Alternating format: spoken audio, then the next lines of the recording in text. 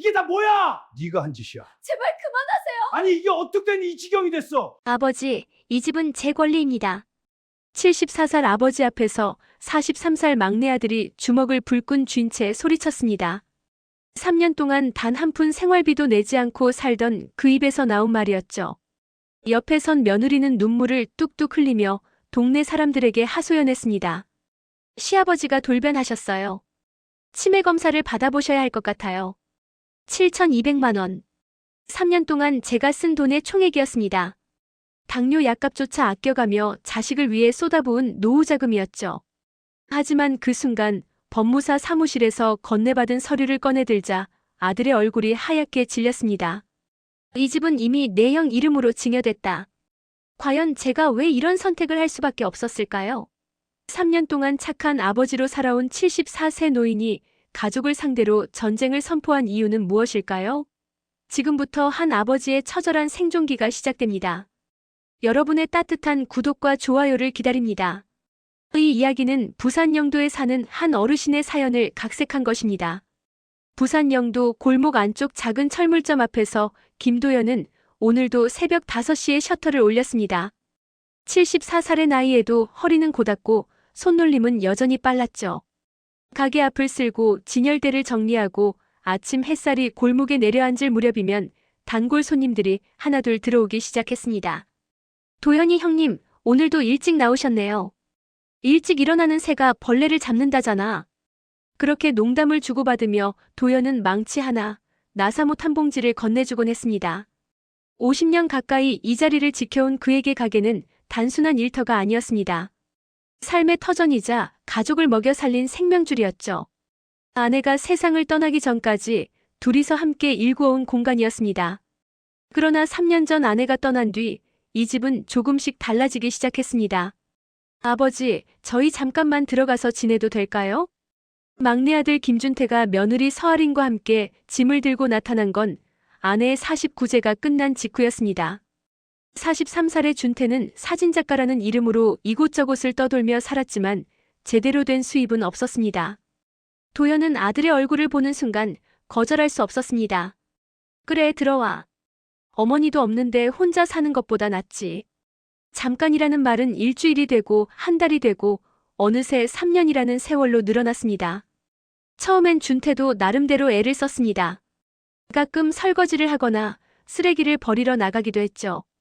하지만 시간이 지날수록 그마저도 사라졌습니다. 도연은 여전히 새벽 5시에 일어나 가게 문을 열었고 저녁 8시가 되어서야 셔터를 내렸습니다. 집에 돌아오면 부엌에서 저녁 준비를 시작했습니다. 아들 내외는 거실 소파에 나란히 앉아 텔레비전을 보고 있었죠. 준태야, 저녁 먹어라. 네, 아버지. 준태는 식탁에 앉았지만 하리는 방에서 나오지 않았습니다. 도연은 며느리 방문 앞에 쟁반을 놓고 조용히 물러났습니다. 며느리에게 뭐라고 할 입장이 아니라고 생각했습니다. 자기 아들이 제대로 못 먹여 살리는데 시아버지가 무슨 말을 하겠습니까? 준태야, 요즘 일은 어떠냐? 전시 준비하고 있어요. 곧 큰 전시회가 있을 것 같아요. 그래, 잘 됐다. 힘내라. 도연은 아들의 말을 믿고 싶었습니다. 언젠가는 준태도 자리를 잡아서 독립할 거라고 그때까지만 참으면 된다고 스스로를 다독였죠. 하지만 준태의 전시회는 늘 고지였고 다음 달이었습니다. 3년 동안 단 한 번도 실제로 열린 적이 없었습니다. 그 사이 도연의 통장에서는 돈이 빠져나가기 시작했습니다. 처음엔 10만 원, 20만 원씩 생활비를 보탰습니다. 아들이 돈을 벌 때까지만이라고 생각했죠. 하지만 준태는 돈을 벌지 못했고 도연은 계속해서 돈을 내놓을 수밖에 없었습니다. 아버지, 카메라 렌즈 하나만 사야 하는데 돈 좀 빌려주실 수 있어요? 준태야, 이번 달은 좀 힘든데. 아버지, 이거 사야 전시회를 할 수 있어요. 제발이요. 도연은 결국 100만 원을 꺼내주었습니다. 준태는 고맙다는 말 한마디 남기고 나갔고 그 렌즈가 어디에 쓰였는지 도연은 알 수 없었습니다. 전시회는 여전히 열리지 않았으니까요. 3년이라는 시간 동안 도연은 자신이 가족의 아버지가 아니라 현금 인출기가 된 것 같다는 생각을 지울 수 없었습니다. 하지만 그럴 때마다 고개를 저었습니다. 그래도 내 자식인데 조금만 더 참자. 도연은 아침마다 혈압약과 당뇨약을 챙겨 먹었습니다. 10년 전부터 알아온 지병이었지만 약만 잘 먹으면 일상생활에는 지장이 없었죠. 하지만 최근 들어 약값이 부담스러워지기 시작했습니다. 한 달에 3만 원이 넘는 약값이 74살 노인에게는 큰 금액이었습니다. 그날도 도연은 병원에 갔습니다. 정기검진을 받고 처방전을 받아들었는데 약국에서 계산을 하려니 지갑 속 돈이 부족했습니다. 이번 달 가게 수입이 좋지 않았고 준태에게 준 돈까지 합치니 도연의 통장 잔액은 거의 바닥이 난 상태였죠. 선생님 혹시 약을 반만 처방받을 수 있을까요? 약사는 잠시 도연을 바라보더니 조용히 고개를 끄덕였습니다. 어르신 약은 꾸준히 드셔야 하는데. 알아요. 다음에 나머지 받으러 올게요. 도연은 반으로 줄인 약을 받아들고 집으로 돌아왔습니다. 그날 저녁 거실 소파에 앉아 텔레비전을 보고 있는 준태와 할인의 뒷모습이 유난히 낯설게 느껴졌습니다. 저 사람들은 도연이 약값을 아껴가며 산다는 사실을 알까요? 아니, 알려고 하지 않는 걸까요? 도연은 그날 밤 잠을 이룰 수 없었습니다. 머릿속에서는 계속해서 숫자들이 맴돌았습니다. 3년 동안 준태에게 준 돈, 생활비로 나간 돈, 공과금, 식비, 그리고 이제는 약값조차 감당하기 어려운 현실. 도연은 침대에서 일어나 서랍을 열었습니다. 그 안에는 은행 통장이 가지런히 정리되어 있었죠. 통장을 펼쳐보니 잔액은 150만 원이 채 되지 않았습니다. 50년 동안 일해서 모은 노후 자금은 이제 바닥을 드러내고 있었습니다. 도연은 통장을 꼭 쥐고 한숨을 내쉬었습니다. 이렇게는 안 되는데. 하지만 다음 날 아침 도연은 여전히 새벽 5시에 일어나 가게 문을 열었습니다. 그리고 저녁에는 준태 내외를 위해 밥상을 차렸습니다. 변한 건 아무것도 없었습니다. 아니, 변할 수 없었습니다. 도연은 여전히 착한 아버지였고 참을성 많은 시아버지였으니까요. 그러나 도연의 마음 한구석에서는 작은 균열이 시작되고 있었습니다. 언제까지 이렇게 살 수 있을까? 언제까지 참아야 할까?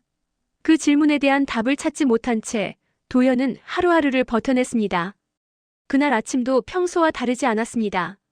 도연은 새벽 5시에 일어나 세수를 하고 혈압약을 먹었습니다. 당뇨약은 이틀에 한 번씩 먹기로 했습니다. 반밖에 처방받지 못했으니까요. 약통을 내려다보던 도연의 손이 잠시 멈췄습니다. 이게 맞나? 74년을 살면서 도연은 자신의 건강을 뒷전으로 밀어본 적이 없었습니다. 철물점을 운영하려면 튼튼한 몸이 필수였고 그래서 늘 약을 챙겨 먹고 정기검진도 빠뜨리지 않았죠. 그런데 지금은 약값조차 아껴야 하는 처지가 되어버렸습니다. 가게 문을 열고 하루를 시작했지만 도연의 머릿속은 복잡했습니다. 손님이 오면 웃으며 응대했지만 계산을 하고 돈을 받을 때마다 자꾸만 통장 잔액이 떠올랐습니다. 150만 원. 50년 인생의 결산이 그 정도였습니다. 점심시간이 되자 도연은 가게 문을 잠그고 은행으로 향했습니다. 통장 정리를 한번 제대로 해봐야겠다는 생각이 들었죠. 은행 창구에 앉아 최근 3년간의 거래 내역을 출력해달라고 요청했습니다. 어르신 3년치면 꽤 두꺼울 텐데 괜찮으세요? 괜찮아. 한번 정리해보려고. 직원이 건네준 거래 내역서는 생각보다 훨씬 두꺼웠습니다. 도연은 그걸 들고 가게로 돌아와 책상 앞에 앉았습니다. 첫 장을 펼치는 순간 가슴이 철렁 내려앉았습니다. 3년 전 9월 준태가 들어온 직후부터 출금 내역이 눈에 띄게 늘어나 있었습니다. 10만 원, 20만 원씩 빠져나가던 돈은 점점 100만 원, 200만 원 단위로 커졌습니다. 준태가 렌즈를 산다고, 카메라를 고쳐야 한다고, 전시 준비 비용이 필요하다고 할 때마다 도연은 돈을 내주었습니다. 도연은 계산기를 꺼내 하나하나 금액을 더해 나갔습니다. 손이 떨렸고 숫자가 늘어날수록 입이 바짝바짝 말랐습니다. 7,200만 원. 3년 동안 준태에게 쓴 돈의 총액이었습니다. 생활비, 용돈, 장비비, 그리고 이름 모를 잡비까지 합치면 그 정도가 나왔습니다. 도연은 계산기를 책상 위에 내려놓고 한참 동안 멍하니 앉아 있었습니다. 7,200만 원이면 작은 아파트 한 채 계약금을 낼 수 있는 돈이었습니다. 30년 동안 매달 20만 원씩 연금을 받을 수 있는 금액이었죠. 그런데 그 돈이 3년 만에 사라졌습니다.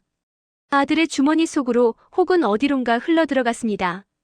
저녁 6시 도연은 가게 문을 닫고 집으로 돌아왔습니다. 거실에서는 준태가 노트북을 보고 있었고 하리는 소파에 누워 휴대전화를 만지작거리고 있었습니다.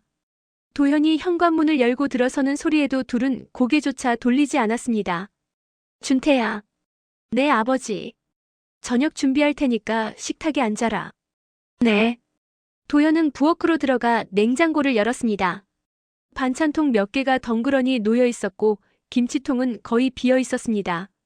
아침에 장을 봐오려고 했는데 은행에 들렀다가 그만 잊어버렸죠. 도연은 남은 반찬으로 밥상을 차렸습니다. 먹어라. 아버지는 안 드세요? 난 먹었다. 거짓말이었습니다. 점심도 거른 채 은행 거래 내역서만 들여다보았으니까요. 하지만 밥상 앞에 앉아 준태 내외와 마주하고 싶지 않았습니다. 7,200만 원이라는 숫자가 자꾸만 눈앞에 아른거렸습니다. 도연은 방으로 들어가 은행 거래 내역서를 다시 펼쳤습니다. 형광펜을 꺼내 큰 금액이 나간 날짜에 줄을 그었습니다. 100만 원 이상 나간 내역만 세어보니 53번이었습니다. 한 달에 한 번꼴이 넘는 빈도였죠. 이게 정상인가? 도연은 스스로에게 물었습니다. 74살 노인이 43살 아들의 뒷바라지를 하는 게 정상인가요? 약값도 아껴가며 아들에게 돈을 대주는 게 부모의 도리인가요? 밤 11시가 넘어서야 도연은 잠자리에 들었지만 잠은 오지 않았습니다. 천장을 바라보며 눈을 감았다 떴다를 반복했습니다. 아내가 살아있었다면 뭐라고 했을까요? 당신 그렇게 살면 안 되라고 했을까요? 아니면 그래도 우리 아들인데 어쩌겠어라고 했을까요?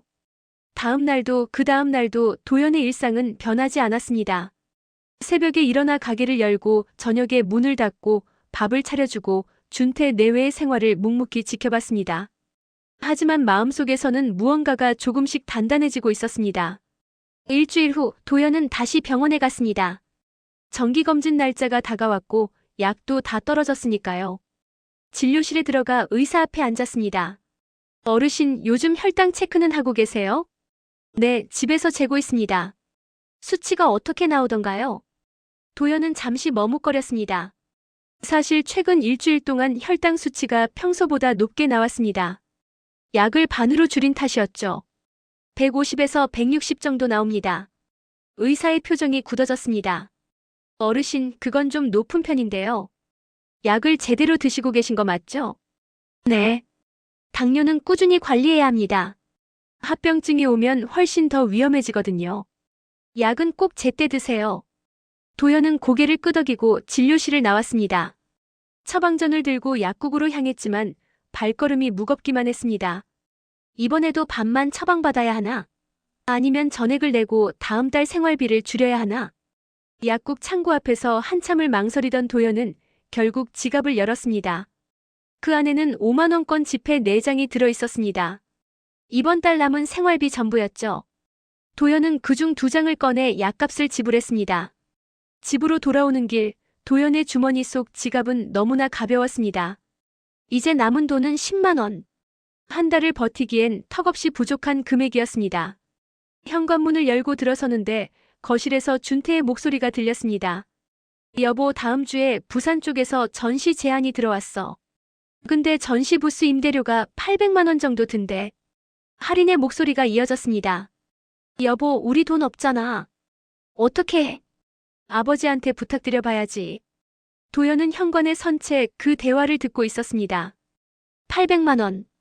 또 800만 원이라는 돈을 요구하려는 겁니까? 약값도 제대로 못 내는 아버지한테 800만 원을 달라고 할 겁니까? 그 순간 도연의 머릿속에서 무언가가 뚝 끊어지는 소리가 났습니다. 도연은 거실로 걸어 들어갔습니다. 준태와 할인이 놀란 듯 도연을 바라봤습니다. 준태야, 내 아버지. 너 지금 전시 비용 800만 원 필요하다고 했지? 준태는 잠시 머뭇거리더니 고개를 끄덕였습니다. 네. 좋은 기회인 것 같아서요. 도연은 주머니에서 은행 거래 내역서를 꺼내 탁자 위에 내려놓았습니다. 이게 뭔지 아니? 그게 뭔데요? 우리 집 통장 거래 내역이다. 3년치. 준태의 얼굴이 조금씩 굳어지기 시작했습니다. 아버지, 그게 무슨... 7,200만 원. 도연의 목소리는 낮았지만 그 안에는 억눌러온 분노가 담겨 있었습니다. 3년 동안 내가 쓴 돈이 7,200만 원이다. 생활비, 용돈, 장비비 다 합쳐서. 준태는 입을 열었다 다물었습니다.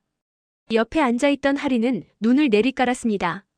아버지, 그건 나는 ATM이 아니다. 도연의 목소리가 조금씩 높아졌습니다. 너희 둘은 3년 동안 생활비 한 푼 안 냈어. 공과금도 식비도 전부 내가 댔지. 그러면서 너는 전시한다고 돈을 달라 그랬고 나는 그때마다 내 노후 자금을 까먹었다. 아버지, 이제 내 통장에 남은 돈이 150만 원밖에 없어. 약값도 제대로 못 내는 형편이야. 그런데 너는 또 800만 원을 달라고 하려고 했지? 준태는 아무 말도 하지 못했습니다. 한 달 준다. 한 달 안에 나가든지 아니면 생활비를 내든지 해라. 선택은 내 몫이다. 도연은 그 말을 남기고 방으로 들어가 문을 닫았습니다. 거실에는 무거운 침묵만이 흘렀습니다. 그날 밤 도연은 방문을 잠그고 책상 앞에 앉았습니다. 은행 거래 내역서를 펼쳐놓고 형광펜과 볼펜, 계산기를 준비했습니다. 이제는 감정으로 대응할 때가 아니었습니다.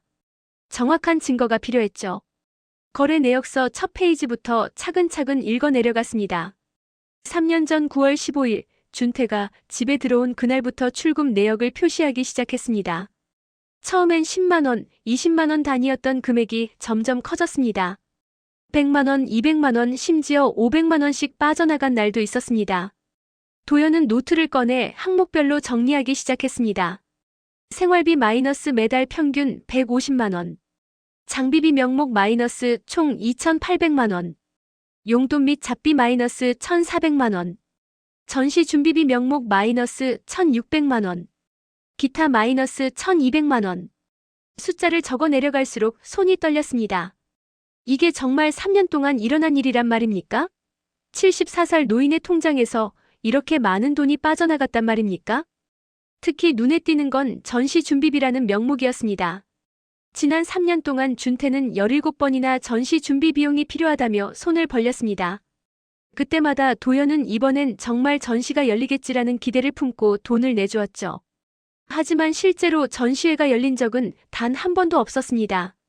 도연은 준태의 소셜미디어 계정을 찾아봤습니다. 사진작가라면 당연히 자기 작품을 올릴 테니까요. 화면을 넘기며 사진들을 살펴봤는데 이상한 점을 발견했습니다. 작품 사진은 거의 없고 대신 여행 사진과 맛집 사진이 대부분이었습니다. 제주도 강릉, 부산 해운대, 서울 강남.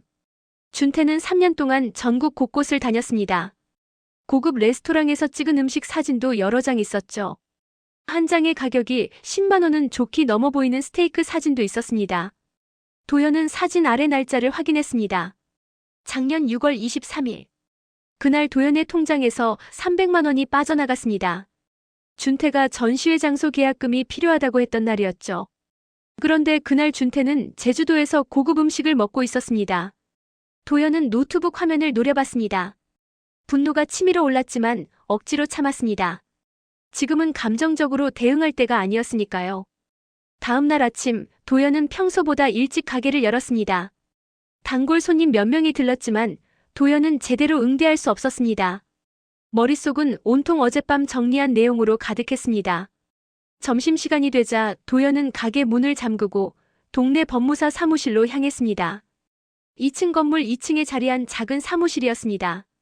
문을 열고 들어서니 50대로 보이는 남자가 책상에 앉아 있었습니다. 어서 오세요. 무슨 일로 오셨습니까? 상담 좀 받고 싶어서 왔습니다. 앉으세요. 어떤 상담이신지요? 도연은 준비해온 서류 봉투를 꺼내 책상 위에 놓았습니다. 제가 74살입니다. 집이 한 채 있고 아들이 둘 있습니다. 그런데 막내 아들이 3년째 제 집에서 살면서 생활비를 한 푼도 안 내고 있습니다. 법무사는 고개를 끄덕이며 메모를 시작했습니다. 계속 말씀하세요. 3년 동안 제 통장에서 7,200만 원이 나갔습니다. 전부 막내 아들한테 준 돈입니다. 이제 제 통장엔 150만 원밖에 안 남았습니다. 법무사의 표정이 굳어졌습니다. 그래서 어떻게 하고 싶으신 겁니까? 한 달 안에 나가라고 통보했습니다. 근데 안 나갈 것 같습니다. 법적으로 내보낼 방법이 있습니까? 법무사는 잠시 생각하더니 대답했습니다. 부모 자식 간이라 쉽지 않습니다. 하지만 명도 소송을 제기할 수는 있습니다. 다만 시간이 오래 걸리고 가족 관계가 더 악화될 수 있습니다. 그럼 다른 방법은 없습니까? 집을 다른 사람 명의로 증여하는 방법이 있습니다. 장남분께 증여하시면 막내 아들이 더 이상 그 집에 거주할 권리가 없어집니다. 도연은 고개를 끄덕였습니다. 증여하면 세금이 많이 나옵니까? 증여세는 공제 한도 내에서 처리하면 크게 부담되지 않습니다. 다만 증여 후에는 되돌릴 수 없으니 신중하게 결정하셔야 합니다. 도연은 잠시 생각했습니다. 장남 성우는 제대로 자리를 잡아서 자기 집에서 살고 있었습니다. 성우에게 집을 물려주는 것도 나쁘지 않았죠. 무엇보다 준태를 내보낼 수 있는 확실한 방법이었습니다. 증여 절차는 어떻게 진행됩니까? 서류를 준비해서 등기소에 제출하면 됩니다. 일주일 정도 걸립니다. 알겠습니다. 한번 생각해보고 다시 오겠습니다. 도연은 법무사 사무실을 나와 가게로 돌아왔습니다. 머릿속이 복잡했지만 동시에 조금씩 길이 보이기 시작했습니다. 저녁이 되어 집으로 돌아왔을 때 거실 분위기는 싸늘했습니다. 준태는 소파에 앉아 팔짱을 끼고 있었고 하리는 방 안에 들어박혀 있었습니다. 도연이 현관문을 열고 들어서자 준태가 먼저 입을 열었습니다. 아버지, 어제 하신 말씀 진심이신 겁니까? 그래. 한 달 안에 나가라고요? 그래. 준태는 비웃듯 고개를 저었습니다. 아버지, 저 어디 갈 데가 없습니다. 지금 당장 나가라고 하시면 어떻게 합니까? 그건 내가 알아서 해야지. 저한테 돈 좀 주시면 안 됩니까? 그럼 나갈 수 있습니다. 도연은 준태를 똑바로 바라봤습니다. 준태야, 너 지금 무슨 소리 하는 거니? 아버지가 저를 내보내시려면 최소한의 지원은 해주셔야 하는 거 아닙니까? 3년 동안 7,200만 원 쓴 게 지원이 아니었니? 준태는 입을 다물었습니다. 도연은 부엌으로 들어가 저녁 준비를 시작했습니다. 냉장고에 남은 재료로 간단하게 찌개를 끓였습니다. 밥을 짓고 반찬을 꺼내 상을 차렸습니다. 밥 먹어라. 준태는 식탁에 앉았지만 젓가락을 들지 않았습니다. 아버지, 저희한테 한 달은 너무 짧습니다. 그럼 얼마가 필요하니? 최소한 석 달은 주셔야 합니다. 도연은 고개를 저었습니다. 안 돼. 한 달이다. 왜 그러십니까? 갑자기 왜 이러세요? 갑자기가 아니야.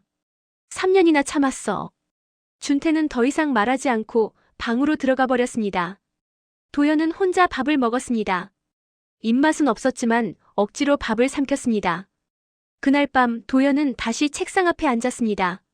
노트를 펼치고 앞으로 할 일을 정리했습니다. 1. 장남 성우에게 연락해서 상황 설명하기. 2. 증여 서류 준비하기. 3. 준태 부부 퇴거 일정 확정하기. 4. 생활비 규칙 명확히 정하기. 도연은 펜을 내려놓고 한숨을 내쉬었습니다. 74년을 살면서 가족을 상대로 이런 계획을 세워야 하는 날이 올 줄은 몰랐습니다. 하지만 이제 선택의 여지가 없었습니다. 이건 감정 싸움이 아니라 생존 싸움이다. 도연은 스스로에게 다짐했습니다. 더 이상 착한 아버지로만 살 수는 없었습니다. 이제는 자기 자신을 지켜야 했습니다. 다음 날 아침 도연은 장남 성우에게 전화를 걸었습니다. 성우야, 나다. 네, 아버지. 무슨 일이세요? 시간 좀 낼 수 있니? 아버지가 할 얘기가 있다. 무슨 일인데요? 전화로 말씀하시죠. 전화로 할 얘기가 아니야. 주말에 한번 집에 들러라. 성우는 잠시 침묵하다가 대답했습니다. 알겠습니다. 토요일에 갈게요. 도연은 전화를 끊고 가게로 향했습니다. 이제 모든 준비는 끝났습니다. 남은 건 실행뿐이었죠. 74살 노인의 마지막 전쟁이 시작되려 하고 있었습니다. 토요일 오전 10시 장남 성우가 집에 도착했습니다. 48살의 성우는 건설회사에서 부장으로 일하며 나름대로 안정적인 삶을 살고 있었습니다. 현관문을 열고 들어선 성우는 거실에 앉아있는 준태와 눈이 마주쳤지만 인사도 제대로 나누지 않았습니다. 아버지, 왔습니다. 그래, 들어와. 차 한잔 마시자. 도연은 성우를 작은 방으로 안내했습니다. 준태가 있는 거실에서는 할 수 없는 이야기였으니까요. 방문을 닫고 도연은 준비해둔 서류들을 꺼냈습니다. 이게 뭡니까? 은행 거래 내역서다. 3년치. 성우는 서류를 받아들고 첫 장을 펼쳤습니다. 형광펜으로 표시된 출금 내역들을 보며 눈살을 찌푸렸습니다. 이게 전부 준태한테 나간 돈입니까?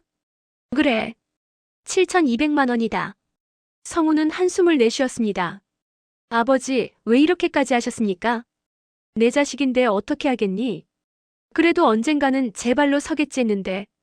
도연은 통장을 꺼내 성우에게 보여줬습니다. 이제 남은 게 150만 원밖에 없어. 약값도 제대로 못 내는 형편이야. 성우의 표정이 굳어졌습니다. 준태한테는 뭐라고 하셨습니까? 한 달 안에 나가라고 했다. 나갈까요? 저 녀석이. 안 나갈 거야. 그래서 내 힘이 필요하다. 도연은 법무사 사무실에서 받아온 증여 서류를 꺼냈습니다. 이 집을 내 이름으로 증여하려고 한다. 성우는 놀란 표정으로 아버지를 바라봤습니다. 아버지, 그건 너무. 이게 준태를 내보낼 수 있는 확실한 방법이야. 집 주인이 바뀌면 준태는 더 이상 여기 있을 명분이 없어진다. 하지만 제가 아버지 집을 받는 건 좀. 넌 효자였어. 결혼하고 나서도 매달 용돈 보내줬고 명절 때마다 찾아왔지. 이 집은 내가 받을 자격이 있다. 성우는 한참 동안 서류를 내려다봤습니다. 알겠습니다. 아버지 뜻대로 하겠습니다. 고맙다. 다음 주에 법무사 사무실에 같이 가자. 두 사람이 방문을 열고 나오자 거실에 앉아있던 준태가 의심스러운 눈초리로 바라봤습니다. 형, 아버지랑 무슨 얘기하셨어요? 성우는 준태를 쳐다보지도 않고 대답했습니다. 내 걱정이나 해. 무슨 소리예요? 아버지한테 3년 동안 얼마나 얹혀 살았는지 알아? 이제라도 정신 차려. 준태는 불쾌한 표정을 지었지만 더 이상 말하지 않았습니다. 성우는 아버지와 간단히 점심을 먹고 집을 나섰습니다. 성우가 떠난 후 도연은 거실로 나왔습니다. 준태와 할인이 소파에 나란히 앉아 있었습니다. 도연은 두 사람 앞에 섰습니다. 준태야, 할인아. 준태는 고개를 들었지만 할인은 고개를 숙인 채 대답하지 않았습니다. 앞으로 이 집에서 계속 살고 싶으면 규칙을 지켜야 한다. 도연은 미리 적어둔 종이를 꺼내 탁자 위에 놓았습니다. 첫째, 매달 생활비 100만 원을 낸다. 둘째, 공과금은 너희가 부담한다. 셋째, 용돈은 더 이상 없다. 준태의 얼굴이 붉어졌습니다. 아버지, 그게 무슨 소립니까? 내 집에서 사는 데가다. 저희한테 그런 돈이 어디 있습니까? 그건 내가 알아서 해야지. 일을 하든 뭘 하든. 할인이 입을 열었습니다. 아버님. 도연은 할인을 바라봤습니다. 할인아, 너도 일할 수 있어. 30대 중반이면 충분히 일할 나이야. 할인의 눈에 눈물이 맺혔습니다. 저도 일하고 싶지만 준태가 제 옆에 있어야 한다고. 그런 소리 하지 마. 남편이 밥벌이를 못하면 아내가 나서야지. 옛날 사람도 아니고. 도연의 말투는 단호했습니다. 더 이상 눈물이나 애교로 넘어갈 수 있는 상황이 아니었습니다. 한 달 준다. 한 달 안에 생활비를 내거나 아니면 나가라. 준태가 벌떡 일어났습니다. 아버지, 저희를 그렇게 내몰면 어떻게 합니까? 내가 너희를 내모는 게 아니야. 내가 스스로 선택해야 하는 거야. 책임지고 살 건지 아니면 나갈 건지. 저는 아버지 아들입니다. 아들이 아버지 집에 사는 게 뭐가 잘못됐습니까? 도연은 조용히 대답했습니다. 아들이라고 해서 아버지한테 무한정 기댈 순 없어. 넌 이미 43살이야. 너도 이제 어른이고 가장이야. 그럼 저는 어디 가서 삽니까? 돈도 없는데. 그건 내가 해결해야 할 문제야. 준태는 주먹을 불끈 쥐었다가 풀었습니다. 옆에 앉은 할인은 눈물을 뚝뚝 흘리기 시작했습니다. 아버님, 저희가 정말 잘못했습니다. 기회를 한 번만 더 주세요. 도연은 고개를 저었습니다. 기회는 이미 3년 동안 줬어. 이제는 결과를 보여줄 때야. 할인은 일어나서 도연 앞에 무릎을 꿇으려 했습니다. 아버님, 제발이요. 저희가 달라지겠습니다. 도연은 할인의 팔을 잡아 일으켰습니다. 그렇게 빌지 말고 일을 시작해. 그게 진짜 달라지는 거야. 할인은 흐느끼며 방으로 들어가 버렸습니다. 준태도 따라 들어가며 방문을 쾅 닫았습니다. 거실에 혼자 남은 도현은 소파에 앉았습니다. 가슴이 답답했지만 이제 돌아갈 수는 없었습니다. 규칙을 정했고 최후 통첩을 했습니다. 이제 남은 건 준태가 어떤 선택을 하느냐였죠. 그날 저녁부터 집 안 분위기는 최악이 되었습니다. 준태 부부는 방에서 나오지 않았고 도연은 혼자 저녁을 먹었습니다. 밥맛은 없었지만 그래도 끼니는 챙겨야 했습니다. 밤 10시쯤 방에서 소리가 들렸습니다. 준태와 할인이 싸우는 소리였습니다. 당신이 제대로 벌었으면 이런 일이 없었을 거 아니야. 나도 노력했어. 전시회 준비하느라 얼마나 힘들었는데. 전시회는 열리기나 했어.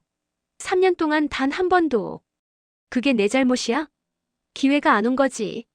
도연은 그 소리를 들으며 방에 누워 있었습니다. 가슴이 아팠지만 이건 준태 부부가 스스로 풀어야 할 문제였습니다. 다음 날 아침 도연은 평소처럼 새벽 5시에 일어났습니다. 부엌에 나가보니 식탁 위에 쪽지가 놓여 있었습니다. 할인이 쓴 글씨였습니다. 아버님, 오늘부터 구직 활동 시작하겠습니다. 최대한 빨리 자리 잡겠습니다. 도연은 쪽지를 읽고 고개를 끄덕였습니다. 적어도 할인은 현실을 받아들이기 시작한 것 같았습니다. 하지만 준태는 달랐습니다. 며칠이 지나도 준태는 방에서 나오지 않았습니다. 밥도 제대로 먹지 않고 할인이 갖다주는 음식으로 끼니를 때웠죠. 도연은 준태를 설득하려 하지 않았습니다. 이제는 준태 스스로 결정해야 했으니까요. 일주일이 지났습니다. 할인은 매일 아침 일찍 나가서 구직 활동을 했습니다. 이력서를 넣고 면접을 보고 거절당하고 다시 시작했죠. 도연은 할인의 모습을 보며 조금씩 마음이 누그러졌습니다. 할인아, 아침 먹고 가라. 괜찮습니다, 아버님. 늦었어요. 그래도 밥은 먹어야지. 도연은 간단하게 김밥을 싸서 할인에게 건넸습니다. 고맙습니다, 아버님. 할인은 김밥을 받아들고 집을 나섰습니다. 반면 준태는 여전히 방 안에만 있었습니다.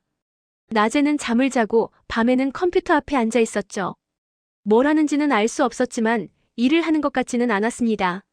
2주일이 지난 어느 날 도연은 장남 성우와 함께 법무사 사무실을 찾았습니다.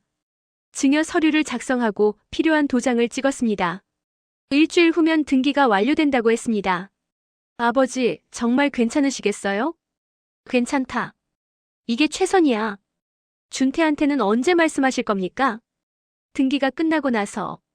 성우는 고개를 끄덕였습니다. 두 사람은 사무실을 나와 근처 식당에서 점심을 먹었습니다. 성우야. 네, 아버지. 너는 좋은 아들이었어. 고맙다. 성우는 아무 말 없이 고개를 숙였습니다. 아버지의 말에 담긴 무게를 느꼈기 때문입니다. 집으로 돌아온 도연은 거실에서 할인과 마주쳤습니다. 할인의 표정이 밝아 보였습니다. 아버님, 저 오늘 면접 봤는데 합격한 것 같아요. 그래? 어디서? 동네 편의점입니다. 시급은 10,000원인데 하루 5시간씩 일할 수 있대요. 도연은 웃으며 고개를 끄덕였습니다. 잘했어. 작은 시작이지만 시작이 중요한 거야. 네, 아버님. 제가 최선을 다하겠습니다. 그날 저녁 할인은 처음으로 도연과 함께 저녁 준비를 도왔습니다. 서툴렀지만 성실하게 움직였습니다. 도연은 할인을 보며 생각했습니다. 이 아이는 달라질 수 있어. 하지만 준태는 여전히 방 안에 틀어박혀 있었습니다. 도연이 문을 두드려도 대답이 없었습니다. 시간은 흘러갔고 한 달이라는 기한은 점점 다가오고 있었습니다. 한 달이라는 기한이 3주째로 접어들었습니다. 할인은 편의점에서 일을 시작했고 매일 성실하게 출근했습니다. 하지만 준태는 여전히 변하지 않았습니다. 방에서 나오는 시간은 점점 줄어들었고 도연과 마주치는 것조차 피했죠. 그러던 어느 날 오후 도연이 가게에서 일을 하고 있는데 단골 손님 박씨 할머니가 들어왔습니다. 평소와 달리 표정이 어두웠습니다. 도연 씨, 요즘 몸이 안 좋으세요? 아니, 괜찮은데. 왜 그러십니까? 박씨 할머니는 주저하다가 입을 열었습니다. 아니, 그게 동네에서 소문이 돌던데요. 무슨 소문입니까? 도연 씨가 요즘 이상하다고. 갑자기 성격이 변했다고 하더라고요. 도연의 표정이 굳어졌습니다. 누가 그런 소리를 합니까? 준태 씨 부인이 마트에서 이웃들한테 그러더래요.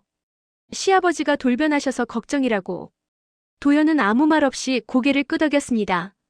박씨 할머니는 미안한 표정으로 물건을 사들고 가게를 나갔습니다. 도연은 계산대에 앉아 한참을 멍하니 있었습니다. 저녁이 되어 집에 돌아왔을 때 현관문 앞에서 이웃집 김씨 아주머니와 마주쳤습니다.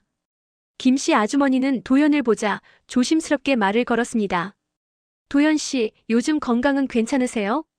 네, 괜찮습니다. 병원은 다니세요? 정기검진 같은 거요? 네, 정기적으로 다닙니다. 김 씨 아주머니는 뭔가 더 말하려다가 그냥 고개를 끄덕이고 돌아갔습니다. 도연은 현관문을 열고 집 안으로 들어섰습니다. 거실에는 할인이 혼자 앉아 있었습니다. 도연과 눈이 마주치자 할인은 황급히 고개를 숙였습니다. 할인아. 네, 아버님. 너 요즘 동네에서 무슨 소리 하고 다니니? 할인의 얼굴이 창백해졌습니다. 아버님, 그게 내가 돌변했다고? 이상하다고 그랬어? 할인은 대답하지 못했습니다. 할인아, 난 내가 그런 아이가 아닌 줄 알았는데. 아버님, 죄송합니다. 제가 너무 힘들어서 누군가한테 말하고 싶었어요. 도연은 한숨을 내쉬었습니다. 힘든 건 나도 마찬가지야.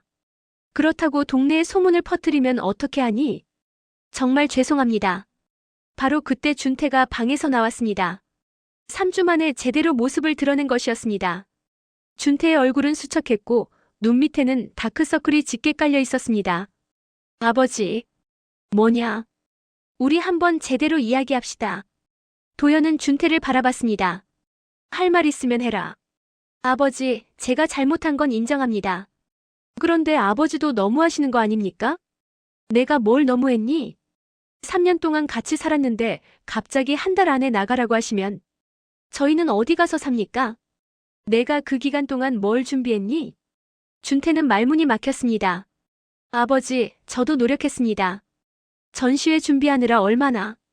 준태야. 도연은 휴대전화를 꺼내 준태의 소셜미디어 화면을 보여줬습니다. 이게 뭐니? 화면에는 제주도 여행 사진이 떠 있었습니다. 작년 6월 23일. 이날 내가 제주도에 있었지? 그날 내가 300만 원 달라고 했어. 전시회 장소 계약금이 필요하다고 했지. 그런데 넌 제주도에서 고급 스테이크를 먹고 있었어. 준태의 얼굴이 새하얗게 질렸습니다.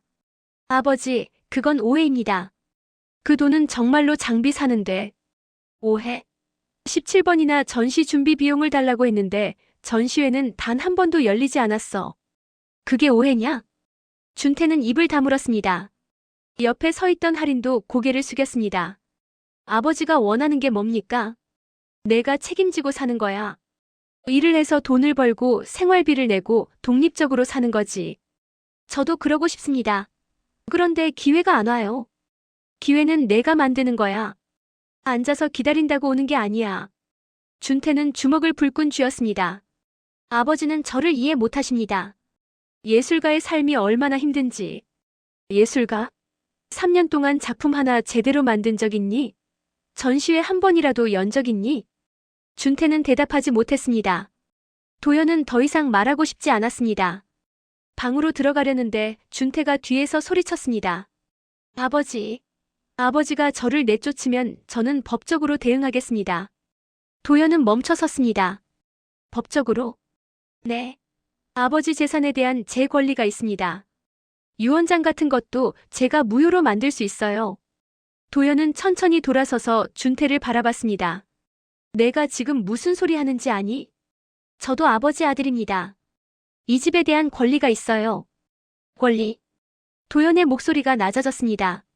3년 동안 7,200만 원 쓰고 생활비 한 푼 안 내고 이제 와서 권리를 주장하는 거냐? 그건 그거고 권리는 권리입니다.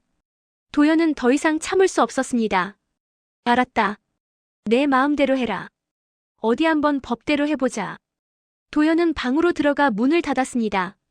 가슴이 터질 것 같았습니다. 74년을 살면서 자식한테 이런 소리를 들을 줄은 몰랐습니다. 다음 날 도연은 가게를 일찍 닫고 장남 성우에게 전화를 걸었습니다.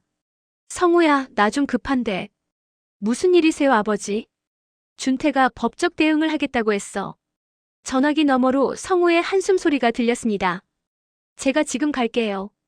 1시간 후 성우가 도연의 가게로 왔습니다. 두 사람은 가게 안쪽에 앉아 이야기를 나눴습니다.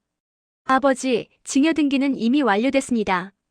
준태가 뭐라고 해도 소용없어요. 그래도 준태가 뭔가 문제를 일으킬까봐 걱정이다. 걱정 마세요. 법적으로 아버지가 유리합니다. 하지만 도연의 걱정은 법적인 문제만이 아니었습니다. 동네 소문이 더 큰 문제였습니다. 성우야, 요즘 동네에서 소문이 돌고 있어. 무슨 소문입니까? 내가 이상하다고, 갑자기 성격이 변했다고. 성우의 표정이 굳어졌습니다. 준태 부부가 퍼뜨린 겁니까? 그런 것 같아. 아버지, 그런 소문은 신경 쓰지 마세요. 진실은 결국 드러나니까요. 하지만 성우도 걱정스러운 표정을 감추지 못했습니다. 아버지, 혹시 치매 검사 같은 거 받아보시는 게 어떨까요? 도연은 성우를 빤히 바라봤습니다. 너도 그렇게 생각하니? 아니, 그게 아니라 준태가 나중에 문제 삼을 수도 있으니까요. 검사 결과가 정상이면 준태도 더 이상 할 말이 없을 거 아닙니까? 도연은 한참 생각하다가 고개를 끄덕였습니다. 알았다. 검사 받아보마. 일주일 후 도연은 대학병원에서 인지기능 검사를 받았습니다. 여러 가지 질문에 답하고 그림을 그리고 숫자를 계산했습니다. 검사 결과는 2주 후에 나온다고 했습니다. 그 사이 동네 소문은 더욱 심해졌습니다. 슈퍼마켓에 가면 사람들이 수군거렸고 가게에 오는 손님 수도 줄어들었습니다. 도연은 외롭고 지쳤지만 버텨야 했습니다. 어느 날 저녁 집에 돌아온 도연은 거실에서 준태와 할인이 누군가와 통화하는 소리를 들었습니다. 네, 맞습니다. 시아버지가 요즘 정말 이상하세요. 갑자기 돈 이야기만 하시고. 할인의 목소리였습니다. 네, 치매 검사 받으라고 권유하고 있는데 잘 안 들으세요. 도연은 현관에 서서 그 말을 듣고 있었습니다. 가슴이 답답했지만 화를 내고 싶지 않았습니다. 이제 곧 진실이 밝혀질 테니까요. 이틀 후 병원에서 연락이 왔습니다. 검사 결과가 나왔다고 했습니다. 도연은 장남 성우와 함께 병원으로 갔습니다. 어르신, 검사 결과 정상입니다. 나이를 고려하면 오히려 인지 기능이 매우 좋은 편이세요. 의사가 결과지를 건네며 말했습니다. 혹시 치매 증상이 있다고 생각하셨습니까? 주변에서 그런 소리를 해서 확인차 받아본 겁니다. 전혀 문제 없으시니까 걱정 마세요. 도연은 결과지를 받아들고 병원을 나왔습니다. 성우가 옆에서 말했습니다. 아버지, 이제 당당하게 준태한테 보여주세요. 그래야지. 하지만 도연의 마음은 복잡했습니다. 검사 결과가 정상이라는 게 기쁜 게 아니라 검사를 받아야 했다는 사실 자체가 슬펐습니다. 자식이 아버지를 치매 환자 취급했다는 게 서러웠죠. 집에 돌아온 도연은 검사 결과지를 거실 탁자 위에 놓았습니다. 준태와 할인이 그걸 보고 있었지만 아무도 먼저 말을 꺼내지 않았습니다. 준태야. 네. 이게 병원 검사 결과다. 정상이라고 나왔어. 준태는 결과지를 집어들고 읽어봤습니다. 얼굴이 조금씩 붉어졌습니다.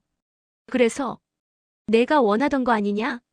내가 치매가 아니라는 증거. 저는 그런 말 한 적 없습니다. 동네방네 소문낸 건 너희 부부 아니었니? 할인이 고개를 숙였습니다. 이제 일주일 남았다. 결정해라. 도연은 그 말을 남기고 자기 방으로 들어갔습니다. 이제 마지막 일주일만 버티면 됐습니다. 74년 인생에서 가장 길고 힘든 한 달이 거의 끝나가고 있었습니다. 일주일이라는 시간은 생각보다 빨리 흘러갔습니다. 할인은 여전히 편의점에서 성실하게 일했고 집에 돌아오면 지친 얼굴로 소파에 앉아 있곤 했습니다. 도연은 그런 할인을 보며 조금씩 마음이 누그러졌지만 준태는 달랐습니다. 준태는 방에서 나오는 시간이 점점 더 줄어들었고 나와도 도연과 눈을 마주치지 않았습니다. 식사도 제대로 하지 않았고 밤마다 방 안에서 무언가를 하는 소리만 들렸습니다. 키보드 두드리는 소리, 전화 통화하는 소리, 그리고 가끔씩 들리는 한숨 소리. 기한이 사흘 남았을 때 준태가 처음으로 먼저 도연을 찾아왔습니다. 저녁 8시쯤이었습니다. 도연은 거실에서 뉴스를 보고 있었습니다. 아버지. 뭐냐? 제가 형한테 연락했습니다. 도연은 텔레비전에서 눈을 떼지 않았습니다. 그래서 형이 이상한 소리를 하더라고요. 무슨 소리? 이 집이 이미 형 명의로 넘어갔다고 했습니다. 그게 무슨 소립니까? 도연은 천천히 고개를 돌려 준태를 바라봤습니다. 사실이야. 준태의 얼굴이 순식간에 일그러졌습니다. 아버지, 그게 무슨 짓입니까? 내 집을 내가 누구한테 주든 상관없는 일 아니냐? 상관없는 일이요? 저도 아버지 아들입니다.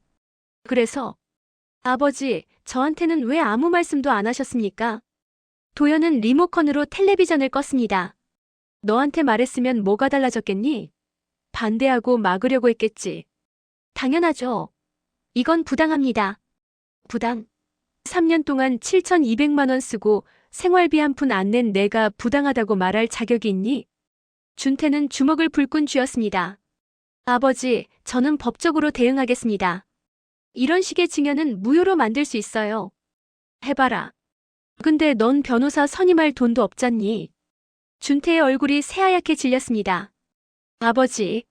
아버지가 저를 이렇게까지. 난 너를 지키려고 한 게 아니야.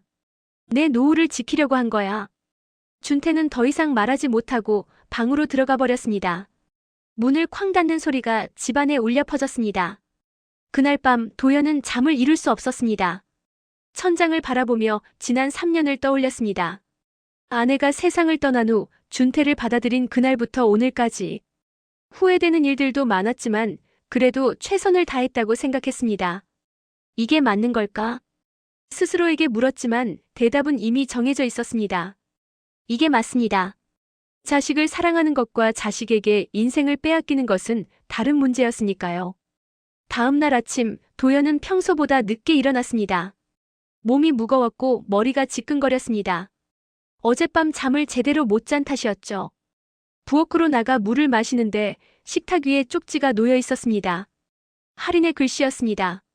아버님, 저 다음 주부터 편의점 정규직으로 전환됩니다. 월급은 200만 원입니다. 제가 생활비 절반은 낼 수 있을 것 같습니다. 조금만 더 기회를 주세요. 도연은 쪽지를 읽고 한숨을 내쉬었습니다. 할인은 노력하고 있었습니다. 하지만 준태는 여전히 변하지 않았습니다. 할인 혼자 아무리 노력해도 준태가 변하지 않으면 소용없었습니다. 가게 문을 열고 하루를 시작했지만 손님은 평소보다 적었습니다. 동네 소문 때문이었습니다. 50년 가까이 이 자리를 지켜온 단골 손님들조차 발길을 끊기 시작했습니다.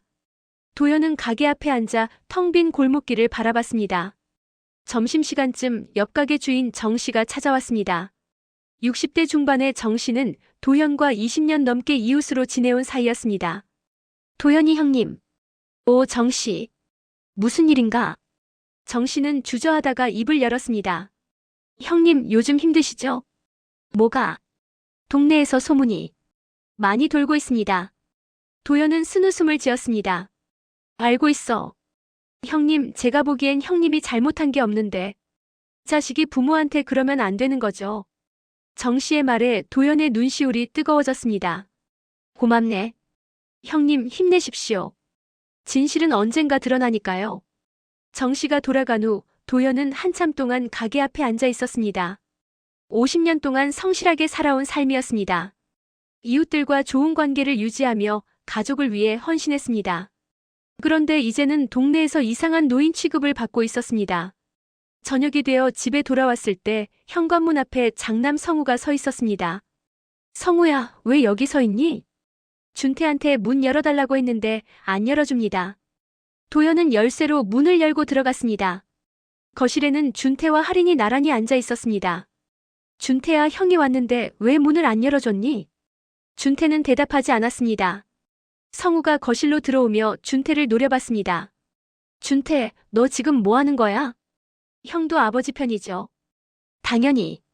편이 아니라 상식의 문제야. 3년 동안 얹혀 살면서 한 게 뭐가 있어? 준태가 벌떡 일어났습니다. 형은 모릅니다. 제가 얼마나 노력했는지. 노력? 소셜미디어에 여행 사진 올리는 게 노력이야? 준태는 말문이 막혔습니다. 성우는 가방에서 서류 봉투를 꺼냈습니다. 아버지, 이거 최종 등기 서류입니다. 이제 이 집은 완전히 제 명의입니다. 준태의 눈이 커졌습니다. 형, 그게 무슨 소립니까? 들은 대로야. 이 집은 이제 내 거야. 말도 안 돼요. 아버지 집인데 어떻게 해? 성우는 차갑게 대답했습니다. 아버지가 원하신 거야. 그리고 법적으로도 아무 문제 없어. 준태는 도연을 바라봤습니다. 아버지, 정말입니까? 도연은 고개를 끄덕였습니다. 그래. 왜? 왜 저한테는 아무것도 안 주시는 겁니까? 이미 7,200만 원 줬어. 그건 제가 쓴 돈이고 재산 상속은 또 다른 문제지 않습니까? 도연의 목소리가 낮아졌습니다. 준태야, 넌 아직도 모르는구나. 뭐리요? 상속은 권리가 아니라 은혜야.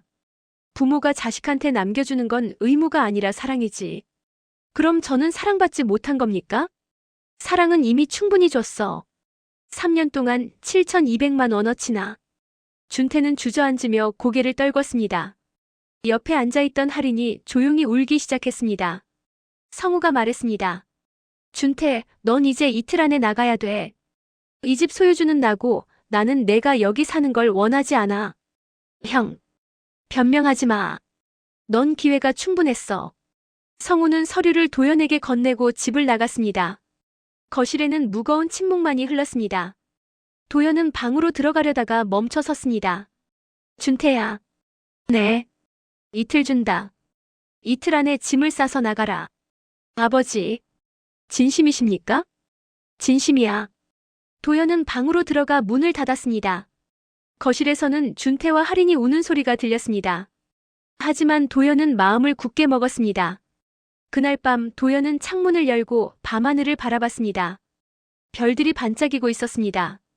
아내가 살아있었다면 뭐라고 했을까요? 당신 잘했어. 그렇게 말해줬을까요? 아니면 너무 심한 거 아니야? 라고 했을까요? 도연은 알 수 없었습니다. 하지만 한 가지는 확실했습니다. 이게 자신과 준태 모두를 위한 최선의 선택이라는 것.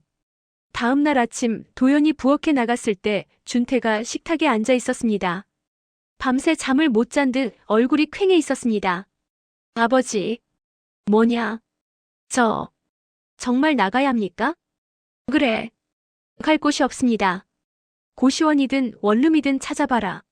할인이 버는 돈이면 충분히 가능해. 준태는 고개를 숙였습니다. 아버지, 마지막으로 한 가지만 물어봐도 될까요? 뭐냐? 저를 미워하십니까? 도연은 잠시 멈칫했습니다. 미워하진 않아. 다만 실망했지. 실망. 넌 할 수 있는 아이였어. 머리도 좋고 손재주도 있고. 그런데 포기하는 법만 배웠어. 준태는 아무 말도 하지 못했습니다. 이틀 후면 너도 새 출발을 할 수 있어. 이게 내 인생의 끝이 아니라 시작이야. 도연은 그 말을 남기고 가게로 향했습니다. 이제 정말로 끝이 다가오고 있었습니다. 3년이라는 긴 싸움의 종착점이었습니다. 74살 노인의 전쟁은 거의 끝나가고 있었고 이제 남은 건 마지막 순간뿐이었습니다. 이틀이라는 시간은 눈 깜짝할 사이에 지나갔습니다.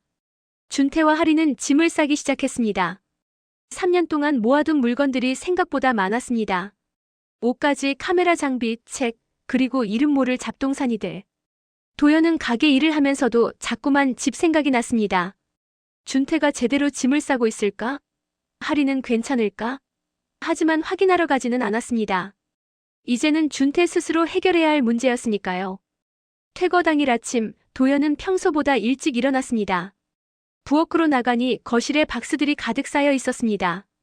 준태는 소파에 앉아 멍하니 벽을 바라보고 있었고 할인은 부엌에서 뭔가를 정리하고 있었습니다. 할인아.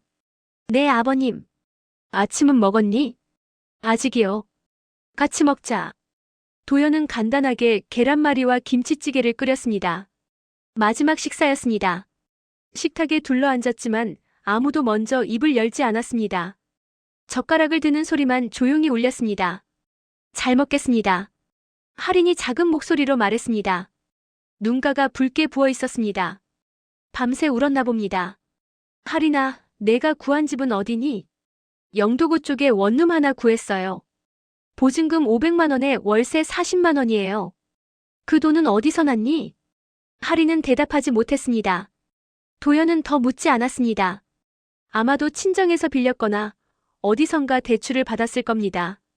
할인아, 넌 착한 아이야. 앞으로 힘들겠지만 잘해낼 수 있을 거야. 할인의 눈에서 눈물이 떨어졌습니다. 죄송합니다, 아버님. 제가 준태를 제대로 못 챙겼어요. 내 잘못이 아니야. 아침을 마치고 도연은 가게로 향했습니다. 오늘은 짐 옮기는 날이니 집에 없는 게 나을 것 같았습니다. 마지막 순간에 감정이 북받쳐서 마음이 약해질까봐 두려웠습니다. 오후 2시쯤 도연의 휴대전화가 울렸습니다. 장남 성우였습니다. 아버지, 저 지금 집 앞인데요. 준태가 아직 안 나갔습니다. 뭐? 짐은 다 쌌는데 집 앞에서 버티고 있어요. 도연은 한숨을 내쉬었습니다. 알았다. 지금 갈게. 가게 문을 잠그고 집으로 향했습니다. 집 앞에 도착하니 정말로 성우가 서 있었고 현관문은 굳게 닫혀 있었습니다. 문 안 열어줍니까? 준태가 안에서 잠가버렸습니다. 도연은 열쇠를 꺼내 문을 열었습니다. 거실에는 박스들이 그대로 놓여 있었고 준태는 소파에 앉아 팔짱을 끼고 있었습니다. 하리는 방 안에서 나오지 않았습니다. 준태야. 아버지. 왜 아직도 여기 있니? 저는 못 나갑니다. 도연의 표정이 굳어졌습니다. 준태야, 약속했잖니. 약속은 무슨 약속입니까? 제가 언제 약속했습니까? 이틀 안에 나가기로 했어. 그건 아버지가 일방적으로 정한 겁니다. 준태의 목소리가 점점 커졌습니다. 저는 아버지 아들입니다. 이 집에서 쫓겨날 이유가 없어요. 성우가 끼어들었습니다. 준태, 이 집은 이제 내 거야. 내가 여기 있을 권리가 없어. 형도 똑같아요. 형도 아버지 편만 들고. 편이 아니라 상식이야. 두 형제가 대치하는 사이, 도연은 조용히 준태를 바라봤습니다. 준태야, 마지막이다. 지금 나가. 싫습니다. 준태가 소파에서 벌떡 일어났습니다. 저도 이 집에 대한 권리가 있어요. 법적으로 따지면. 바로 그 순간 방문이 열리며 할인이 나왔습니다. 얼굴은 새하얗게 질려 있었고 손은 부들부들 떨리고 있었습니다. 그만해. 할인의 목소리였습니다. 모두가 할인을 바라봤습니다. 그만하라고요, 준태. 여보, 뭐 하는 거야? 할인은 준태를 노려봤습니다. 당신, 이제 그만 좀 해요. 제발. 무슨 소리야? 할인의 눈에서 눈물이 흘러내렸습니다. 저도 이제 못 참겠어요. 3년 동안 참았어요. 당신 편 들어주려고, 당신 꿈 지켜주려고 얼마나 노력했는데. 여보, 당신이 전시한다고 했을 때 제 적금 3천만 원 깨서 줬죠? 준태의 얼굴이 굳어졌습니다. 장비 사야 한다고, 좋은 렌즈 사야 한다고, 카메라 업그레이드 해야 한다고. 그래서 제가 10년 동안 모은 돈 전부 줬어요. 그건, 그 돈 어디 갔어요? 장비는 어디 있어요? 할인의 목소리가 점점 커졌습니다. 제주도 여행 갔죠? 강릉도 갔죠? 친구들이랑 술 마시고 고급 음식 먹고. 제 돈으로. 준태는 뒤로 물러섰습니다. 아버님한테 받은 800만 원도 마찬가지예요. 전시 부스 임대료라고 했죠? 거짓말이었어요. 도연이 물었습니다. 그게 무슨 소리냐? 할인은 휴대전화를 꺼내 화면을 보여줬습니다. 제가 확인했어요. 준태 카드 내역이요. 800만 원 중에 200만 원은 서울 호텔 숙박비였고 300만 원은 명품 가방이었어요. 나머지는 술값이랑 유흥비였죠. 도연의 손이 떨렸습니다. 준태야, 이게 사실이니? 준태는 고개를 숙였습니다. 아버지, 그게 사실이냐고 물었어. 도연의 목소리가 집안에 울려 퍼졌습니다. 준태는 바닥에 주저앉았습니다. 죄송합니다. 뭐가 죄송하니? 내가 나한테 거짓말한 게 한두 번이냐? 할인이 계속 말했습니다. 아버님, 죄송합니다. 제가 진작 말씀드렸어야 했는데. 저도 창피하고 준태가 달라질 거라고 믿었어요. 할인아, 내 잘못이 아니야. 도연은 준태를 내려다봤습니다. 준태야. 네. 너 지금 뭐 하는 거냐? 준태는 대답하지 못했습니다. 3년 동안 나한테 7,200만 원 받았고 할인한테 3천만 원 받았어. 총 1억 원이 넘는 돈을 내가 썼어. 그런데 남은 게 뭐가 있니? 전시회 한 번 안 열었어. 작품 하나 제대로 안 만들었어. 일도 안 했어. 그럼 그 돈은 다 어디로 간 거냐? 준태는 얼굴을 손으로 가렸습니다. 저는 노력했어요. 노력? 여행 다니는 게 노력이냐? 술 마시는 게 노력이냐? 준태는 울기 시작했습니다. 43살 어른이 바닥에 앉아서 어린아이처럼 울었습니다. 저는 무서웠어요. 뭐가 무섭냐? 실패하는 게 무서웠어요. 전시회 열었는데 아무도 안 보러 오면 어떻게 해요? 작품 만들었는데 아무도 안 사면 어떻게 해요? 준태는 흐느끼며 말했습니다. 그래서 차라리 안 하는 게 나았어요. 시도도 안 하면 실패도 없으니까요. 아버지한테 돈 받으면서 언젠가 할 거야 하면서 미루는 게 더 편했어요. 도연은 가슴이 먹먹해졌습니다. 준태야. 난 겁쟁이였어요, 아버지. 비겁한 놈이었어요. 준태는 바닥에 엎드렸습니다. 죄송합니다. 정말 죄송합니다. 제가 잘못했어요. 거실에는 침묵이 흘렀습니다. 옆에 서 있던 성우도 할인도 아무 말도 하지 못했습니다. 도연은 한참 동안 준태를 내려다봤습니다. 분노도 있었고 실망도 있었습니다. 하지만 동시에 안타까움도 있었습니다. 저게 내 아들이구나. 실패가 무서워서 도전조차 하지 못한 내 아들. 일어나라. 아버지. 일어나라고 했어. 준태는 천천히 몸을 일으켰습니다. 얼굴은 눈물과 콧물로 범벅이 되어 있었습니다. 준태야, 넌 43살이야. 이제 어른이야. 네. 어른은 자기 실수를 인정하고 책임을 져야 해. 네. 지금부터 내가 할 일은 나가서 제대로 사는 거야. 도망치지 말고 변명하지 말고 진짜로 노력하는 거지. 준태는 고개를 끄덕였습니다. 알겠습니다, 아버지. 도연은 지갑을 꺼내 50만 원을 꺼냈습니다. 이게 내가 줄 수 있는 마지막이야. 아버지. 받아라. 원룸 보증금 부족하면 보태 쓰고. 준태는 떨리는 손으로 돈을 받았습니다. 고맙습니다, 아버지. 이제 나가라. 그리고 다시는 손 벌리러 오지 마. 네. 준태와 하리는 박스들을 들고 집을 나섰습니다. 성우가 차로 짐을 옮기는 걸 도와줬습니다. 도연은 현관 앞에 서서 그 모습을 지켜봤습니다. 마지막 짐을 싣고 준태가 도연 앞에 섰습니다. 아버지, 정말 죄송했습니다. 됐다. 이제 가거라. 언젠가 제대로 된 모습으로 다시 찾아뵙겠습니다. 그래, 기다리마. 준태와 하리는 차에 올라탔습니다. 차가 골목을 빠져나가는 모습을 도연은 끝까지 지켜봤습니다. 차가 시야에서 사라지자 도연은 천천히 집 안으로 들어갔습니다. 거실은 텅 비어 있었습니다. 3년 동안 준태 부부가 쓰던 물건들이 모두 사라졌습니다. 도연은 소파에 앉아 텅 빈 거실을 바라봤습니다. 끝났습니다. 3년간의 전쟁이 끝났습니다. 74살 노인의 마지막 싸움이 막을 내렸습니다. 도연은 눈을 감았습니다. 가슴 한구석이 허전했지만 동시에 홀가분했습니다. 이제 진짜로 자기 인생을 살 수 있을 것 같았습니다. 2주가 지났습니다. 도연은 다시 혼자가 되었습니다. 아내를 잃은 후 처음 느꼈던 그 고요함이 집안을 가득 채웠습니다. 하지만 3년 전의 고요함과는 달랐습니다. 그땐 외로움이었다면 지금은 평온함이었습니다. 아침에 일어나면 부엌에서 혼자 커피를 내렸습니다. 준태 부부를 위해 밥상을 차리지 않아도 됐고 할인이 남긴 설거지를 치우지 않아도 됐습니다. 소파에 앉아 아침 뉴스를 보다가 새벽 5시에 가게로 향했습니다. 동네 소문은 조금씩 잠잠해졌습니다. 준태 부부가 나간 후 이웃들은 조금씩 진실을 알게 되었습니다. 옆집 정씨가 먼저 사과했고 슈퍼마켓 주인 아주머니도 미안하다며 반찬을 가져다 주었습니다.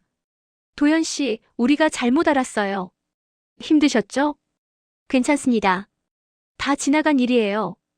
단골 손님들도 하나둘 돌아오기 시작했습니다. 가게는 다시 예전의 활기를 되찾았습니다.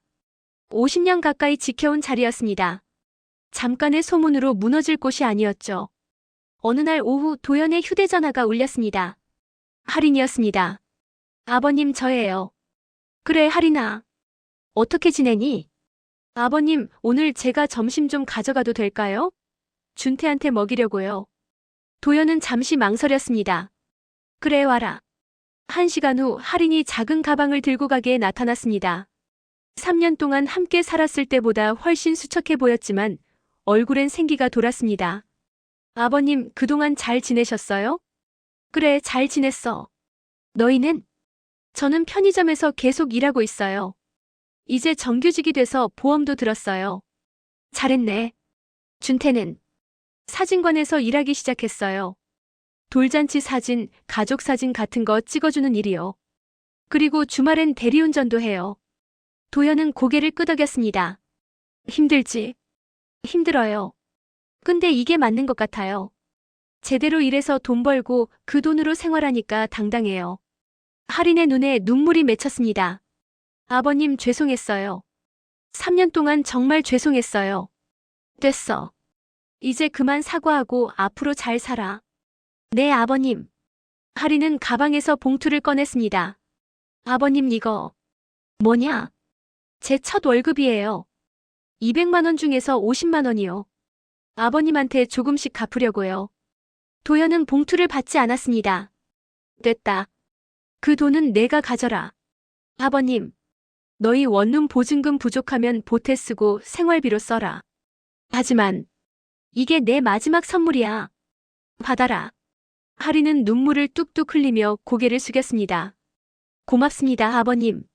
하린이 돌아간 후 도연은 가게 앞에 앉아 생각에 잠겼습니다. 준태가 일을 시작했다는 말이 놀랍기도 하고 한편으로는 다행이기도 했습니다. 늦었지만 그래도 시작은 한 것이니까요.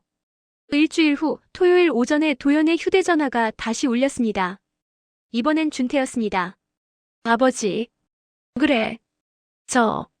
오늘 점심 같이 드실 수 있으세요? 도연은 잠시 망설였습니다. 어디서? 집에서요. 제가 밥상 차릴게요.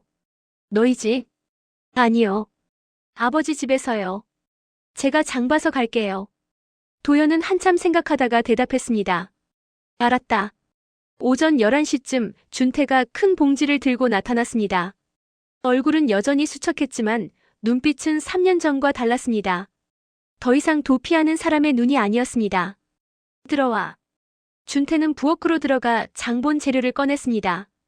고등어, 두부, 시금치, 그리고 여러 가지 반찬 재료들. 아버지, 제가 해볼게요. 내가? 네. 할인한테 배웠어요.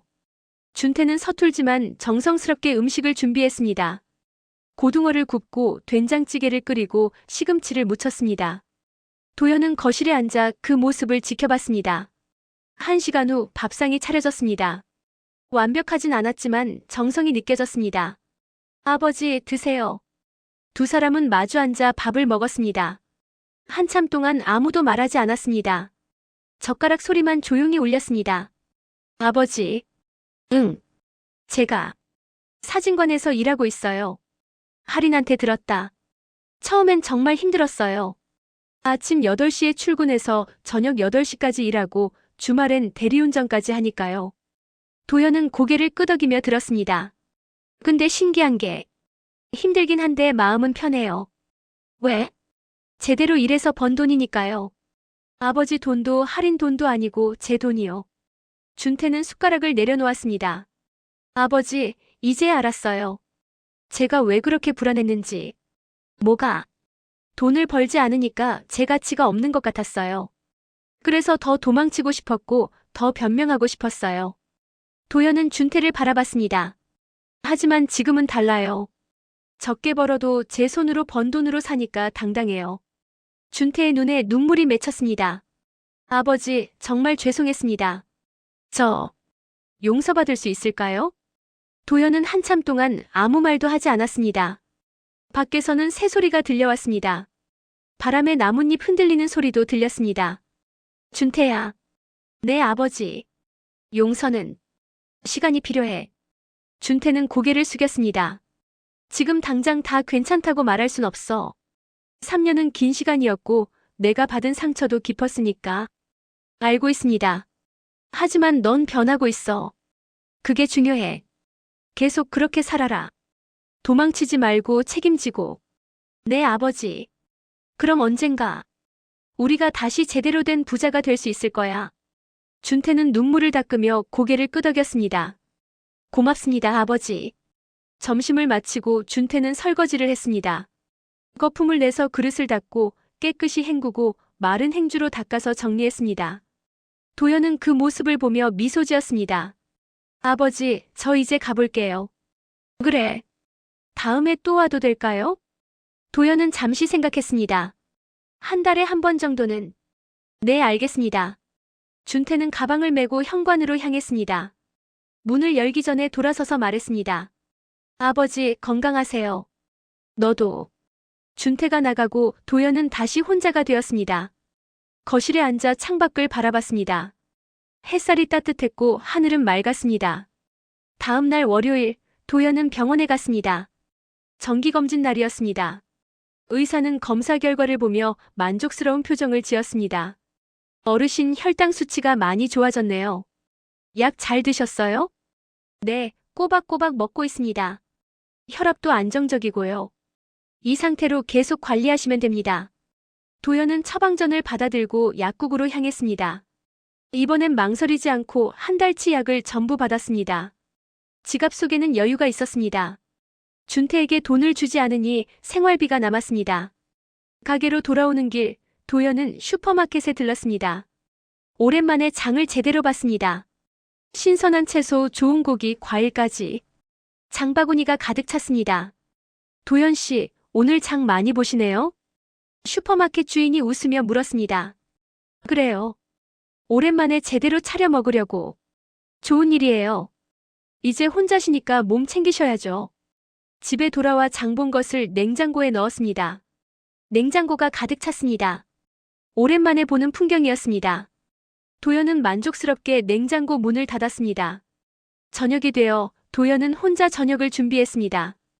고등어를 굽고 된장찌개를 끓이고 나물 반찬을 꺼내 상을 차렸습니다. 혼자 먹는 밥상이었지만 풍성했습니다.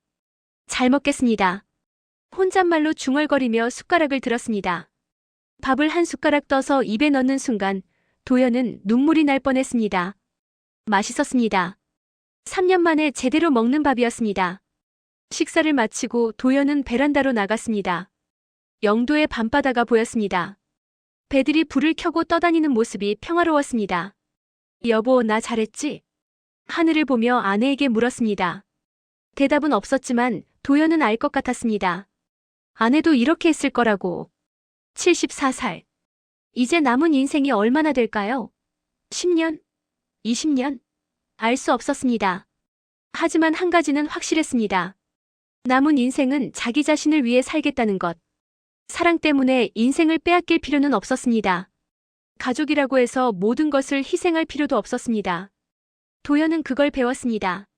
늦었지만 배운 것이 다행이었습니다. 다음 날 아침 도연은 새벽 5시에 일어났습니다. 혈압약과 당뇨약을 먹고 간단하게 아침을 먹었습니다. 가게로 향하는 발걸음이 가벼웠습니다. 셔터를 올리고 진열대를 정리하고 가게 앞을 쓸었습니다. 단골 손님 박씨 할머니가 들어왔습니다. 도연 씨, 오늘 얼굴이 좋아 보이네요? 그래요? 요즘 컨디션이 좋아서 그런가 봐요. 건강이 제일이지 뭐. 우리 나이에. 맞습니다. 도연은 웃으며 손님을 응대했습니다. 하루가 시작되었습니다. 평범하지만 소중한 하루. 자기 자신을 위한 하루. 74세의 새 출발이 조용히 시작되고 있었습니다. 늦은 나이지만 늦은 게 아니었습니다. 진짜 인생은 지금부터였으니까요. 해가 중천에 떠올랐고 도연은 가게 앞에 앉아 따뜻한 햇살을 받으며 생각했습니다. 내 인생은 내 것이다. 그렇게 74년의 인생에서 가장 중요한 진실을 깨달은 도연은 다시 일어나 가게 안으로 들어갔습니다. 손님을 맞이하고 물건을 팔고 웃으며 하루를 보냈습니다. 그리고 그 하루는 도연에게 주어진 가장 소중한 선물이었습니다.